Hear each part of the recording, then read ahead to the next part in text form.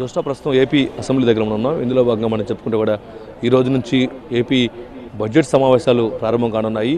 Budget సమావేశాల్లో భాగంగా ముందుగా గవర్నర్ ప్రసంగం ప్రారంభం కానుంది.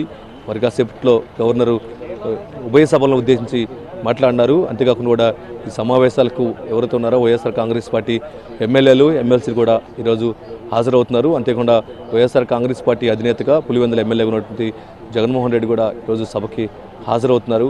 ఈ సభలో గవర్నర్ ప్రసంగం ఆయన స్పష్టంగా కూడా వీళ్ళందరూ కూడా వినున్నారు. ఆ తర్వాత ఏదైతే ఉందో అధికార పార్టీ కూటమి ప్రభుత్వం చేసినటువంటి తప్పిదాలపై కూడా గవర్నర్ ప్రసంగం తర్వాత మీడియాను ఉద్దేశించి మాట్లాడినారు.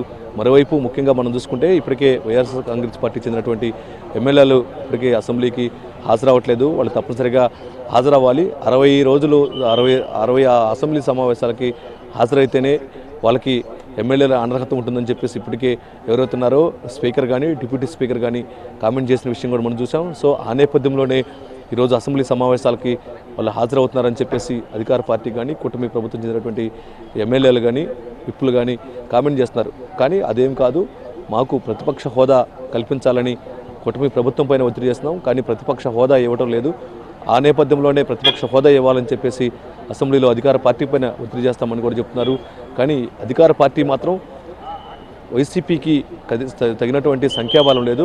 ప్రతిపక్ష హోదా ఇవ్వాలంటే కనీసం మినిమం 20 ఎమ్మెల్యేలు దాటి ఉండాలి. కానీ అలాంటి పరిస్థితి ఇక్కడ లేదని చెప్పేసి